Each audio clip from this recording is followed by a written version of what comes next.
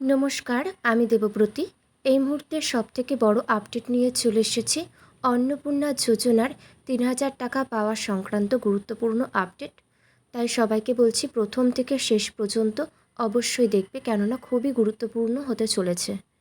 আমরা চারিদিকে অর্থাৎ ফেসবুক, ইউটিউব সমস্ত জায়গায় এই মুহূর্তে আমরা শুনতে পাচ্ছি যে যারা অন্নপূর্ণা যোজনার ৩,০০০ টাকা পাচ্ছে ফর্ম ফিল আপ করে, তাদেরকে আবার নতুন করে ফর্ম ফিল আপ করতে হবে, ডকুমেন্টস জমা দিতে হবে।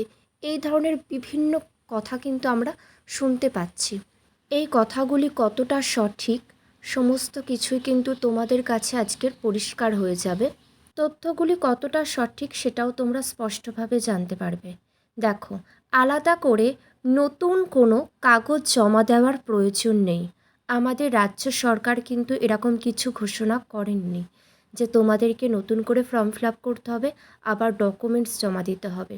এখানে পরিষ্কারভাবেই দেওয়া আছে, রাজ্য সরকার বা কেন্দ্রীয় সরকারের পক্ষ থেকে এমন কোনো নির্দেশ জারি করা হয়নি যে যারা নিয়মিত সুবিধা পাচ্ছেন বা যারা ফর্ম ফিল আপ করে টাকা পাচ্ছেন তাদের সবাইকে নতুন করে ফর্ম ফিল আপ করে জমা দিতে হবে, তার সাথে ডকুমেন্টস দিতে হবে। রাজ্য সরকার বা কেন্দ্রীয় সরকারের তরফ থেকে কিন্তু এরকম কিছু ঘোষণা করা হয়নি। সুতরাং যারা ফর্ম ফিল আপ করে নিয়মিত টাকা পাচ্ছিলেন তারা নিশ্চিন্ত থাকুন, সময় মতন আবার আপনারা টাকা পেয়ে যাবেন। দেখো, টাকা পাওয়ার স্বাভাবিক প্রক্রিয়া, এটা যেমনভাবে পাওয়া যাচ্ছিল তেমনভাবেই কিন্তু সমস্ত মানুষেরাই পাবে।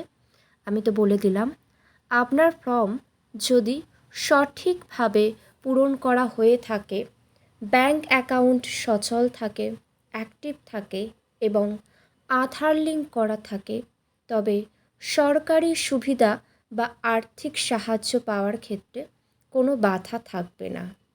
আর আরেকটি জরুরি কথা, যে সমস্ত অসহায় মা বোনেরা কোনো কারণবশত অন্নপূর্ণা যোজনার ফর্ম ফিল আপ করোনি, এখনও কিন্তু সময় আছে। এই আগস্ট মাস পর্যন্ত তোমরা ফর্ম ফিল আপ করতে পারবে, তাই দ্রুত ফর্ম ফিল আপ করে দাও। কারণ আবার হয়তো 1 বছর পর ফর্ম ফিল আপ হবে, সেই জন্যই বলছি তোমরা ফর্ম ফিল আপ করে নাও।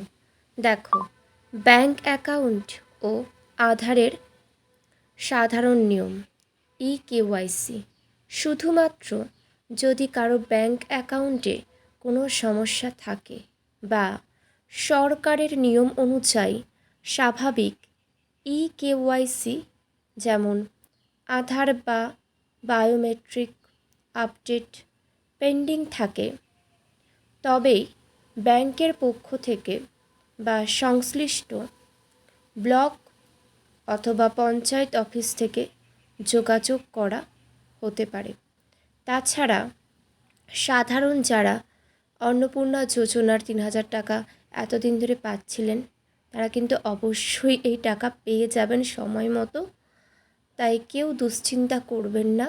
চারিদিকে অনেক মানুষ অনেক গুজব রটাচ্ছে, সেই গুজবে কান দেওয়ার দরকার নেই। আর আমাদের সরকার বারবার বলেছেন, কোনো যোগ্য মহিলা কিন্তু এই অন্নপূর্ণা যোজনার ৩,০০০ টাকা থেকে বঞ্চিত হবে না। তাই তোমরা ধৈর্য ধরো, সময় মতন তোমরা আবারও টাকা পেয়ে যাবে। আর এই টাকাকে কাজে লাগানোর চেষ্টা করাটাই আমার মনে হয় সবথেকে বেটার। যারা এতদিন ধরে স্বপ্ন দেখছিলেন কিছু একটা করবেন, নিজেদের কোনো বিজনেস হবে বা কিছু একটা, তারা কিন্তু শুরু করে দিতে পারেন। এটা একটা ভালো সুযোগ। আর কারোর যদি অন্নপূর্ণা যোজনা সংক্রান্ত কিছু জানার থাকে অবশ্যই কিন্তু কমেন্ট করে জানাবেন। আর আগস্ট মাসের প্রথম সপ্তাহের মধ্যেই কিন্তু আবারও সবাই টাকা পেয়ে যাবেন, চিন্তা নেই। যারা জুলাইয়ের শেষের দিকে ফর্ম ফিল আপ করেছেন তাদের একটু সময় লাগতে পারে, তোমরা ধৈর্য ধরো, তোমরাও কিন্তু টাকা পেয়ে যাবে। আর এতদিন ধরে যাদের ফর্ম দেখাচ্ছিল যে এনকোয়ারির মধ্যে ছিল, তারা অনেকেই চিন্তা করছো যে কবে এটা অ্যাপ্রুভড হবে। আর কিন্তু 2-1 দিনের মধ্যে এটা অ্যাপ্রুভড হয়ে যাবে। যারা যোগ্য তারা টাকা পাবেন। দেখে নিন। আপনার করণীয়, সোশ্যাল মিডিয়ার গুজবে একেবারে কান দেবেন না।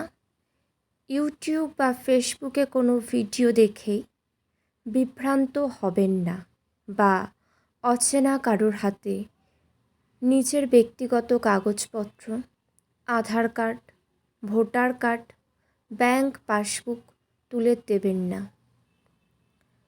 অফিসিয়াল খবরের উপর নজর রাখতে হবে।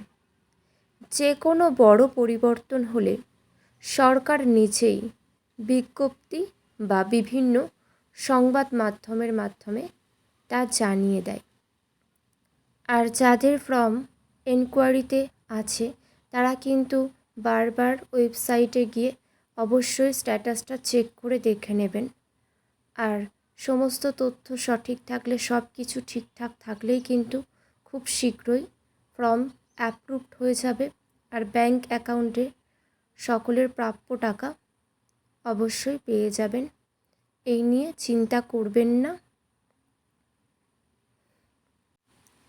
প্রয়োজনে স্থানীয় অফিসে যোগাযোগ করুন। কারোর যদি মনে হয় যে ফর্ম ফিল আপ করতে হবে বা কাগজপত্র জমা দিতে হবে, কিছু সন্দেহ থাকলে অবশ্যই স্থানীয় অফিসে যোগাযোগ করুন। আপনার যদি কোনো বিশেষ সন্দেহ থাকে, তবে সোশ্যাল মিডিয়ার কথায় বিশ্বাস না করে আপনার স্থানীয় পঞ্চায়েত বা ব্লক অফিস, বিডিও, পুরসভায় গিয়ে কথা বলাটাই সবথেকে ভালো। সংক্ষেপে বলতে গেলে নতুন করে সবাইকে আবার কাগজপত্র জমা দিয়ে ফর্ম ফিল আপ করতে হবে এই দাবিটা সত্য নয়। সকলে খুব ভালো থেকো। আজ এতটুকুই।